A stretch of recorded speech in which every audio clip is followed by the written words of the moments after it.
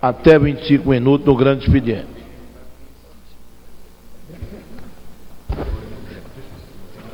Senhor presidente, nobres colegas, deputados, deputadas. Então, mais uma vez, a gente vem a esta tribuna e quero, então, registrar até nesta oportunidade, socializar um pouco, presidente, em relação à nossa vida e as nossas lutas pelas Minas Gerais. Eu sou um deputado, minha família é da zona rural, nasci na pequena cidade de Urucânia, e justamente numa comunidade rural chamada Contendas, e toda a minha infância, senhor presidente, e adolescência, foi assim com restrição de muitos bens e serviços.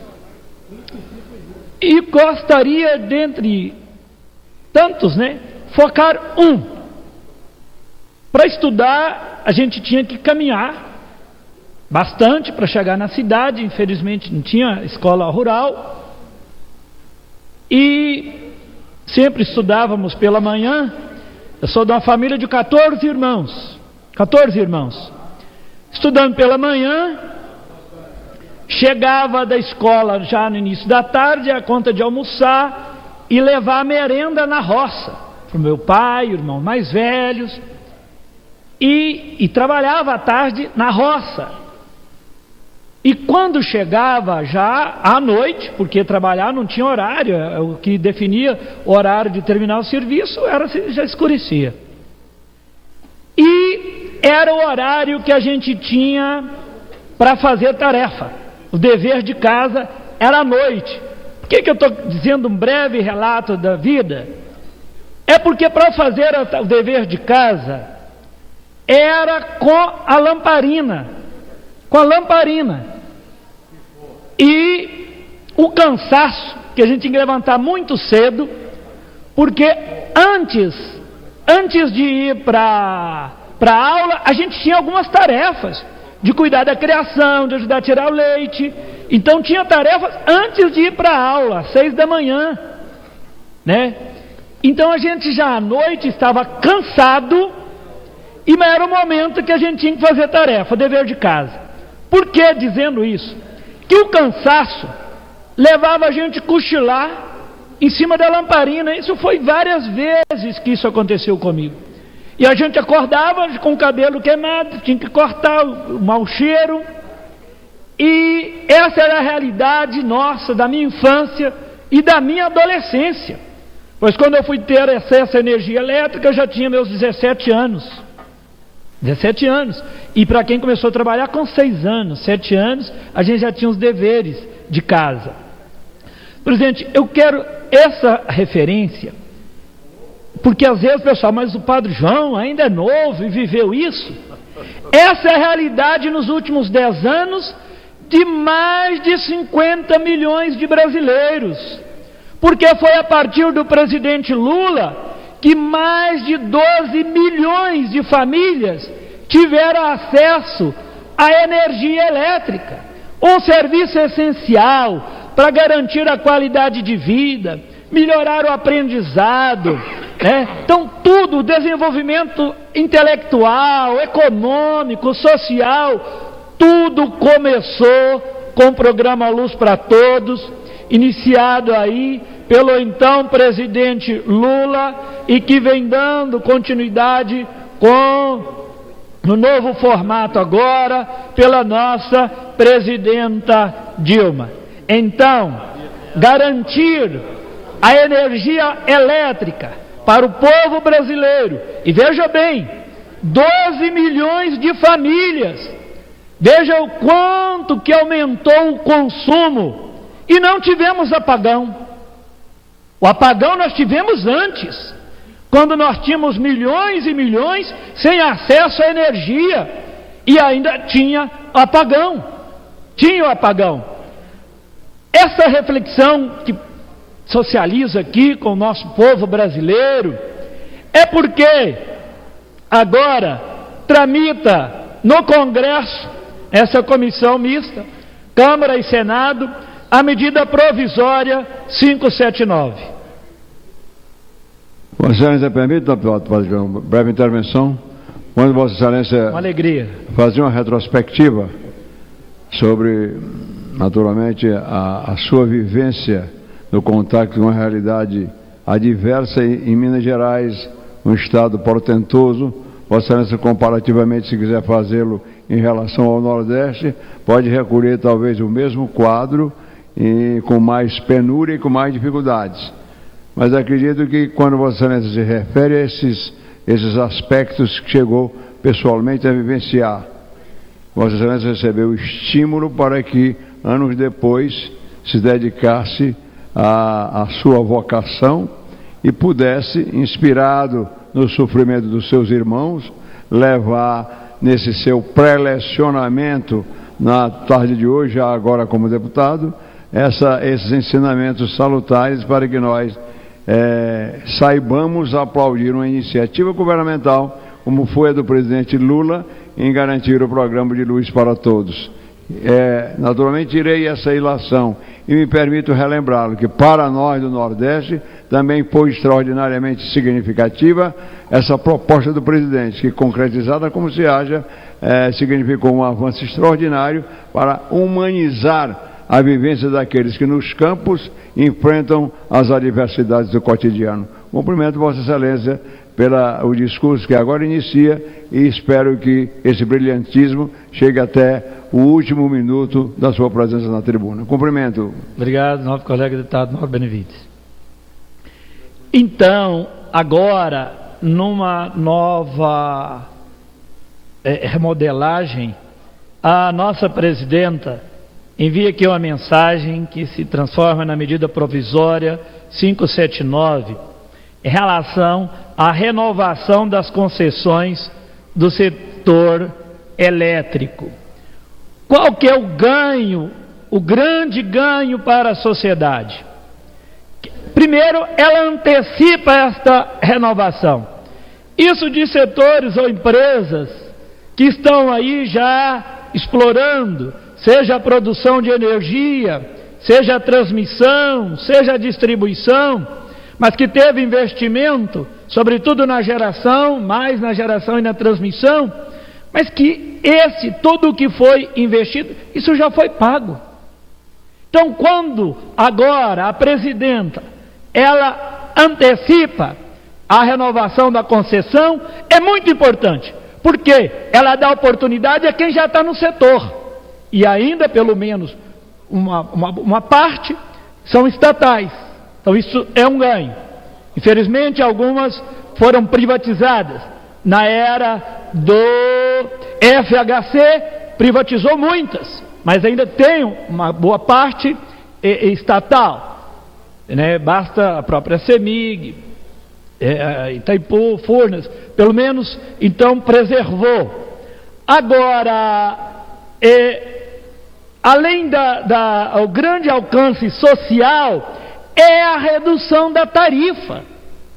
Redução de tarifa que pode chegar aí a 21%, de 15% a mais de 20%.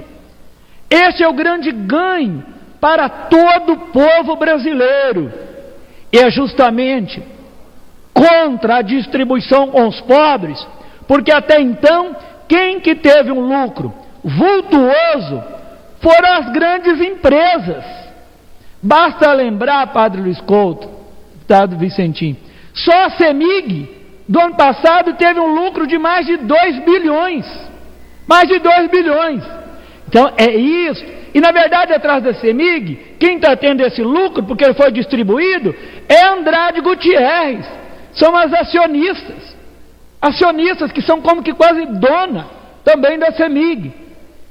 Por isto que o senador Aécio Neves, representando o tucanato, vem contra a medida provisória 579, ameaçando recorrer ao Supremo, se conseguirmos aprovar. Por quê?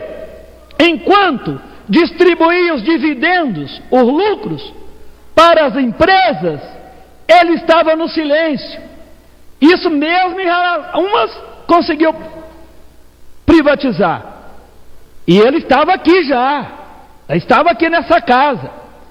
Outras que conseguiu transformá-las em empresas de economia mista, ou seja, de capital aberto, como é o caso da CEMIG, e ele, enquanto governador, em nada fez para garantir um apoio aos mais pobres. Houve projetos de iniciativa desse deputado na Assembleia Legislativa, projeto de iniciativa popular para redução das tarifas no que compete ao governo do Estado, sobretudo em relação ao ICMS, e nada fez, E agora que a nossa presidenta, nessa proposta que tramita, para a redução da tarifa, garantindo para todo o povo brasileiro, sobretudo aos mais pobres, ele se coloca contra a medida provisória e ameaçando a ir no Supremo. Enquanto governador, ele conseguiu fazer o milagre de quadriplicar a dívida do Estado. Quadriplicou a dívida do Estado de Minas Gerais. E agora, com o seu empenho, e aqui no Congresso, sobretudo agora no Senado, vem garantindo empréstimos, ou seja, como o Congresso autorizar a Minas Gerais a fazer mais empréstimos, a se endividar mais. E para onde vai o dinheiro? Para a CEMIG. A alegação, a justificativa, que todos esses empréstimos, que já somam, teve um montante no mês anterior, que soma mais de 2 bilhões, 2 bilhões, e agora, nessa semana, mais de 300 milhões de euros, mais de 300 milhões de euros, e quando eu digo também, são 2 bilhões, 1,75 bilhões de dólares, 2 bilhões de dólares, e agora, nesse último empréstimo, 300 milhões de euros. Essa que é a autorização que o Senado está dando para Minas Gerais ainda se endividar mais. E esse dinheiro, a justificativa, vai para a CEMIG para ela reestruturar, para ela se reestruturar. E na verdade, esse dinheiro, deputado Mauri Teixeira, presidente, ele vai para Andrade Gutierrez. Aí explica também o mensalão tucano, ou seja, quais são as empresas que também operam, quais são as empresas que operam financiando campanha, quais são as que mais dão contribuição para a campanha lá dos tucanos em Minas Gerais. Nós não podemos permitir que a ameaça desse senador, dizendo que está protegendo o Estado, impeça este grande benefício para os povos, para todo o povo mais pobre do nosso Brasil. O Lula deu a grande contribuição, que é de ter acesso à energia, serviço essencial, que boa parte da minha vida não tive essa oportunidade, sobretudo para estudar na minha infância e na minha adolescência. E era essa a realidade, até pouco tempo, 10 anos, de mais de 12 milhões de famílias, ou seja, mais de 50 milhões de brasileiros, há 10 anos atrás, não tinha acesso à energia elétrica. Isso significa 1/4 da população brasileira, 1/4 da população brasileira. Então, essa era a triste realidade. E agora, no momento de dar um passo, ou seja, de reduzir o custo, porque se essa tarifa, esse desconto, que pode chegar aí a 20%, 15% a 21%, para o consumidor, se não faz diferença no bolso do senador Aécio, isso faz uma grande diferença no bolso do povo mais pobre do nosso país. Isto nós então não podemos permitir. Aprovar a medida provisória 579 significa, além de fortalecer o setor, setor elétrico, na linha de geração, transmissão e distribuição, é um grande ganho para o povo mais pobre do nosso Brasil. Com alegria, concedo a parte ao nobre colega, o companheiro Vicentim. Estimado colega Padre João, antes de mais nada eu quero manifestar para você o meu carinho, meu respeito. Você que é um deputado, homem de bancada, além de homem de Deus, homem de bancada, comprometido com nossas causas. O seu pronunciamento tem tudo a ver com a nossa caminhada. Uma caminhada, primeiro em defesa, e quanto mais você fala, mais eu me convenço que nós temos que buscar, inclusive, energias alternativas para o bem do nosso povo e do planeta. Energia eólica, energia, além da eólica, também energia solar, fotovoltaica, e também dizer que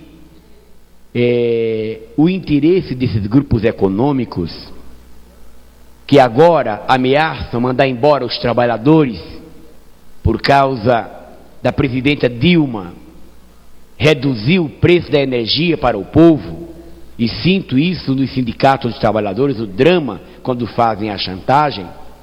Isso mostra que efetivamente nós nunca vivemos na história do Brasil uma história em que o governo anuncia que o preço da energia vai baixar para o povo e também para as indústrias desse país.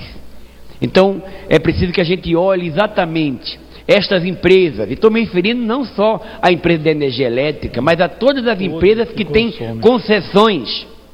Qual é o papel social que estas empresas têm para com o nosso povo?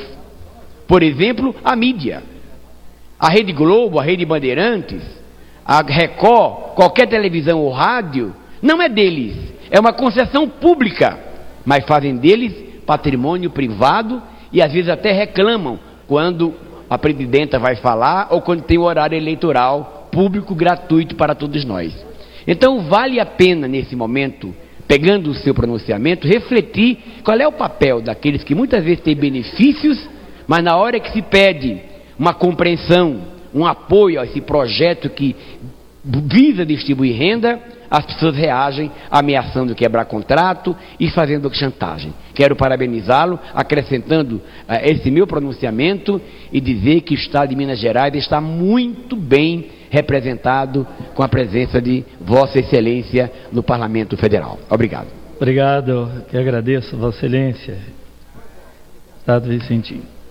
Então, essa medida provisória, inclusive a gente teve a oportunidade de colocar emendas no sentido de garantir uma renovações sucessivas, desde que a empresa, seja na linha de geração, transmissão e distribuição, ela vai garantir a tarifa, ela vai aderir a esse processo. Ainda existe uma outra artimanha do senador, quando ele deixa no acordo com o governo do Estado, 3 empresas de geração de fora, pertencente à CEMIG, deixa de fora, justamente para desse processo da antecipação e da renovação da concessão, e que chega a 50% da produção, deixa de fora justamente para não contribuir, para não entrar na redução da tarifa, para continuar no molde antigo, ou seja, ir lucrando e dividir os lucros com os acionistas. E não esse bem, que é um bem da natureza, porque a riqueza hídrica, e eu concordo com o colega Vicentim, embora nós temos aqui o maior recurso hídrico, a maior riqueza hídrica nossa aqui no Brasil, e que possibilita o avanço da hidrelétrica, mas eu também estou convencido de que a energia mais limpa, de fato, não é a hídrica, é a solar e a eólica. Nós temos que avançar mais, e o governo, da nossa presidenta Dilma, já avançou, já teve um leilão da energia eólica, mas assim também da energia solar. É importante porque ela está aí disponível, não tem poluição, não tem que desapropriar grandes áreas, e a energia hidrelétrica ela de fato ela disputa com a agricultura familiar, que às vezes as terras mais férteis, melhores para a agricultura, são justamente as áreas inundadas. Então, nesse sentido, nós podemos colocar emendas para que a renovação da concessão seja sucessiva, mas por 30 anos, desde que garanta, então, essa também redução da tarifa, embora lá eles deixam 3 empresas de fora, creio que tem inclusive aqui o nome dessas empresas, todas mais no Triângulo Mineiro, justamente como artifício para que elas não entrem nesse processo. São as usinas de São Simão, Jaguará e Embarcação, ou o nome também de Miranda, são localizadas no Triângulo, responsável por cerca de 50% do parque gerador da empresa, ou seja, da CEMIG. Então, esse é o grupo, ou seja, ela não entra agora, então ela não entra na tarifa e os dividendos vão então para os acionistas e não bastasse já o recurso que está pegando, fazendo empréstimo, endividando o governo e repassando esse dinheiro de fato limpo, como está na própria justificativa do empréstimo para a CEMIG e diretamente para Andrade Gutierrez. Quando a gente fala da Andrade Gutierrez, acho que merecia até de fato também uma CPI, como que foi o processo de concessão da Light, como que foi a triangulação dos recursos para a aquisição da Light, uma coisa absurda. O grande problema é que a maior parte da grande mídia, ela está também no esquema, e não denuncia, e não dá voz também a quem denuncia, é o que dificulta a apuração de tantas irregularidades tucanas pelos países afora e sobretudo no Ninho, em Minas Gerais.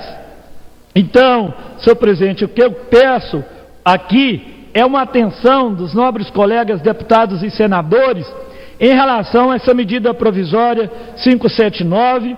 Não podemos deixar nos levar num discurso fácil, num discurso que vai garantir apagão. Apagão foi o que aconteceu no passado, quando ainda não tinha acesso, mais de 50 milhões de brasileiros não tinham acesso à energia. E agora um grande benefício foi dado de ter acesso a este serviço importante ao desenvolvimento, e agora, no momento da gente dar mais esse passo, o senador vai contra os pobres. Isso é típico dos tucanos, contra os pobres. Qualquer incentivo para as grandes empresas, para as multinacionais, aí tem o apoio, mas quando vai o serviço aos pobres, aos menos favorecidos desse país, se colocam como contra e ainda procuram enganar a população com falsos argumentos, enganar tendo apoio da grande mídia,